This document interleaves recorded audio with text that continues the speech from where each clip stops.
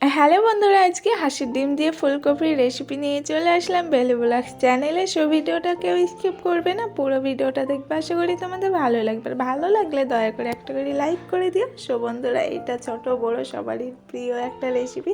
So এই রেসিপিটা সবাই একবার করে ট্রাই করবে। আশা করি তোমাদের ভালো লাগবে। ভালো লাগলে আমার ভিডিওতে এসে কমেন্টে জানাবে যে কেমন হয়েছিল এই রেসিপিটা। সো কথা না বাড়িয়ে চলো রান্না করা যাক। এই দেখো, এই হাঁসের ডিমগুলো থেকে 5টা ডিম নিব। সব রান্না করব না, এগুলো ধুয়ে পরিষ্কার করে সেদ্ধ করে নিয়ে আসবো। এই দেখো, সেদ্ধ করে খোসাগুলো ছাড়িয়ে নিয়ে চলে আসলাম। দেখো ভালোভাবে সেদ্ধ হয়েছে।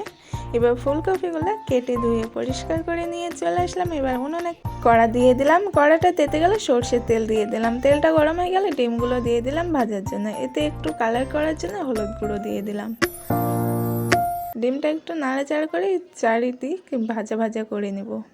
ডিমগুলো ভাজা হয়ে গেছে, এবার তুলে নিচ্ছি ডিমগুলো ভাজা হয়ে গেছে। ওই কড়াতেই তেল দিয়ে আবারও কফিগুলো ভাজা ভাজা করে নেব। এই দেখো, কফিগুলো দিলাম, দিয়ে হালকা পরিমাণ মতো নুন দিয়ে দিলাম, দিয়ে আবারও নাড়াচাড়া করে কফিগুলো ভাজা ভাজা করে নেব।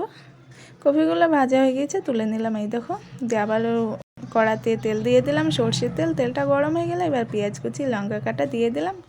এবার নাড়াচাড়া করে পেঁয়াজগুলো লাল লাল হয়ে গেলে কফিগুলো দিয়ে দেব। এই দেখো, কফিগুলো দিয়ে দিলাম। একটু নাড়াচাড়া করে সামান্য একটু নুন দিয়ে দেব। এই দেখো, নুন দিয়ে ভাজা হয়েছে তো সেই জন্য বেশি দিলাম না, দিয়ে হলুদ গুঁড়ো দিয়ে দিলাম। দিয়ে আবারও নাড়াচাড়া করে নেব। নাড়াচাড়া করে নেওয়ার পরে এই তো লঙ্কা গুঁড়ো দিয়ে দিলাম, শুকনো লঙ্কা গুঁড়ো বেশি দিলাম না, কাঁচা লঙ্কা দিয়ে আছে বলে। দিয়ে 5 মিনিট কফিগুলো আওজে নেব। 5 মিনিট আওজানোর পরে জল দিয়ে দিলাম। যতটা জল রাখবে তার থেকে একটু বেশি জল দেবে, নাহলে সেদ্ধ হবে তো কফিগুলো, সেই জন্যে বেশি একটু জল দেবে। দিয়ে নাড়াচাড়া করে ঢাকা দিয়ে রাখলাম সেদ্ধ করার জন্যে। বেশ কিছুক্ষণ পরে ঢাকনাটা তুলে নিলাম। দেখো, প্রায় সেদ্ধ হয়ে এসেছে কফিগুলো। এই দেখো, একটু নাড়াচাড়া করে নিচ্ছি। সব ভিডিওটা কার কার ভালো লেগেছে প্লিজ কমেন্টে জানিও। আর এই রেসিপিটা সবাই একবার করে ট্রাই করবে। আশা করি তোমাদের ভালো লাগবে। আর ভালো লাগলে প্লিজ একটা করে লাইক করে দিও। সো দেখো, এই দেখো ফুটছে তরকারিটা আস্তে আস্তে।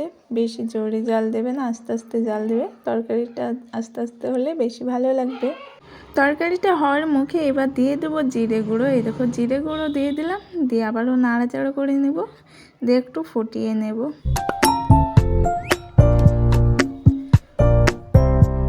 4-5 মিনিট ফুটিয়ে নিলাম, দিয়ে নামিয়ে নিলাম। দেখো কালারটা কত সুন্দর লাগছে, আর খেতেও কিন্তু অনেক সুন্দর লাগে। সো সবাই এই রেসিপিটা একবার করে ট্রাই করবে। আশা করি তোমাদের সবারই ভালো লাগবে, আর খেতেও কিন্তু অনেক অনেক সুন্দর লাগে। সো ভিডিওটা ভালো লাগলে লাইক কমেন্ট শেয়ার করে দিও। নতুনরা সাবস্ক্রাইব করে পাশে থাকা বেল আইকনটাকে প্রেস করে আমাদের পাশেই থেকো নেক্সট ভিডিওর জন্য। আর তোমরা কী কী ভিডিও দেখতে চাও সেটাও কমেন্টে জানিও। আমি সেই ভিডিও নিয়ে আসার চেষ্টা করবো খুব তাড়াতাড়ি। সো ভিডিওটা এখানেই শেষ করলাম। সবাই ভালো থেকো, টাটা, বাই বাই।